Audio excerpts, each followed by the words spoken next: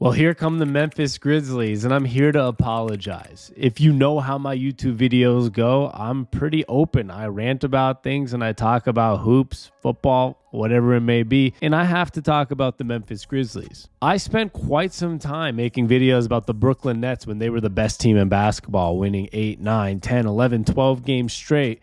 So it feels wrong if I don't talk about the Grizzlies. On top of that, I made a video about the Grizzlies needing to stop talking, to be humbled once they lost to the Warriors. I was pretty sure at that point when they were talking about beating the Warriors and they were talking about all these different things that they needed to stop talking. They lost games to the Warriors and the Suns right after that, back to back. Now, maybe they were humbled or maybe I was just talking at the wrong time, but this team has been the best team in basketball ever since, winning 10 straight games and during the new year being the best team in the league. 2023 Grizzlies have been unstoppable. After their 10-game winning streak, they're sitting tied for first place in the Western Conference with the Denver Nuggets, who are also on a 6-game winning streak. But they have the best point differential in the entire Western Conference. They're playing elite basketball on the offensive side and the defensive side. Now, to be fair, a lot of their wins have not been against the toughest opponents. But I said this in a lot of my Brooklyn Nets videos when I was saying they're on this winning streak, is it doesn't really matter who you beat. In the NBA, if you're able to win 10 straight games, it doesn't matter what teams those are, because in the NBA, it's really hard to win 10 straight games. There's NBA talent on every NBA team. But with that said, there are still some decent wins in there. They beat the Pelicans, they beat the Raptors, they've beat the Kings, they beat the Jazz, they beat the Pacers. These are not like the best teams in the NBA, but there's some great quality teams, including the Kings and the Pelicans in there. And the Pacers are also not a bad basketball team. Watching them against the Phoenix Suns yesterday pretty much confirmed to me that this team is elite and they're contenders. And I know the Phoenix Suns don't have everybody that they're supposed to have, and they've been playing like the worst team in the Western Conference for the last couple weeks since Devin Booker's been out.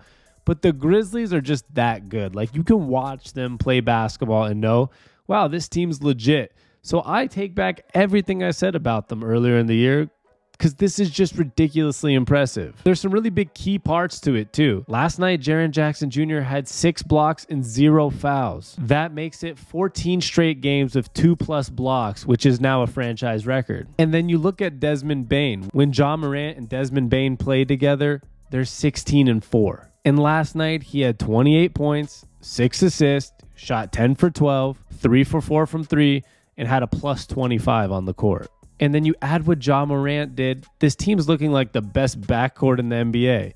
Ja Morant had 29 points, 7 assists, 2 rebounds, he made 5 threes, and had a steal to top it off. And don't forget, they scored 136 points against the Phoenix Suns. And like I said, the Suns are missing a lot of people. But that makes it 7 straight games that the Grizzlies have scored 120 points or more, which is also a franchise record. There's a lot of things happening that are just extremely good signs in franchise records, which means this is going to maybe come out to be one of the better teams we've seen in Grizzlies history, if not the best. And last but not least, I have to talk a little bit about Ja Morant. Ja Morant's now dunked on every single team in the NBA.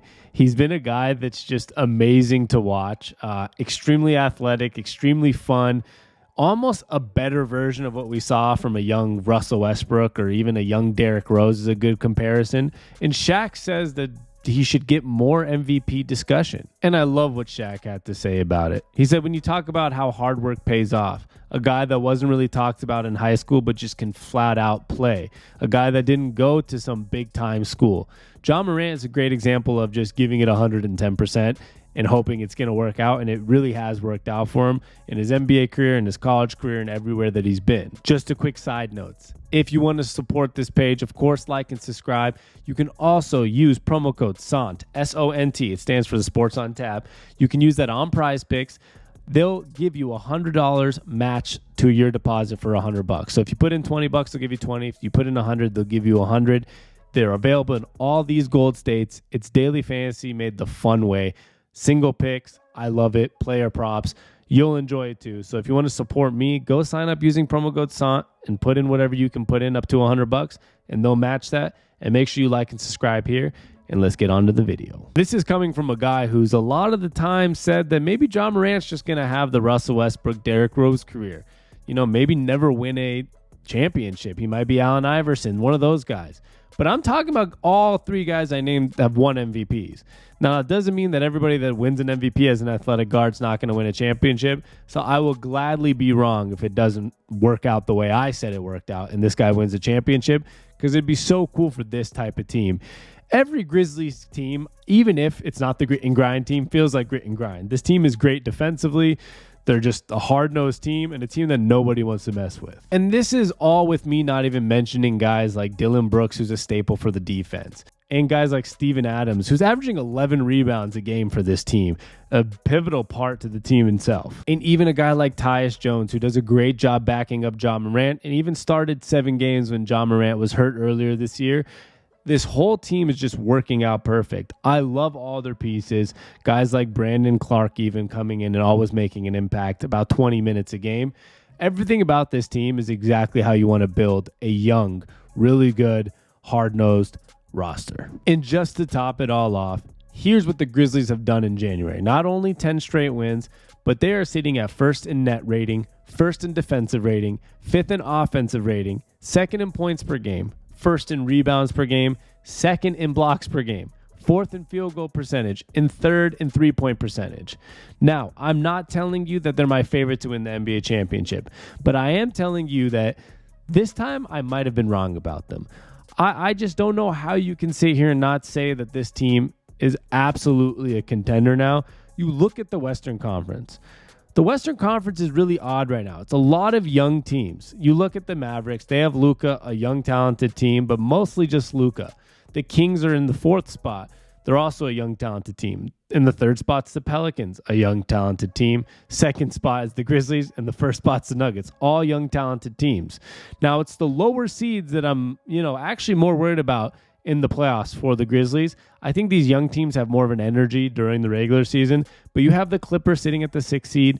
That's a team that, by the end of the season could possibly be favored over the Grizzlies. The Warriors at the 7th seed are another team that could probably be favored over the Grizzlies at the end of the season. And I'm saying probably, not for sure. And those two teams are definitely two of them that I'm worried about. And even the Phoenix Suns, who are out of the playoff picture right now, but if Devin Booker comes back and they win some games, it's another team I'm worried about. But out of these young teams, I do think the Grizzlies have the best chance. And you never know, against a team like the Clippers or Warriors, if you can just out-hustle them, outplay them for 7 games, there's a chance that this Grizzlies team is the favorite coming out of the West. And I can't believe I'm saying that, because I started this video apologizing after saying they need to be humbled a couple weeks ago, literally a couple weeks ago. If you enjoy these videos, I appreciate you guys. I'm Sammy on Tap, and I'll be back soon. That's SAMI on Tap. Like, subscribe, it means the world to me, and we'll be back soon. Peace.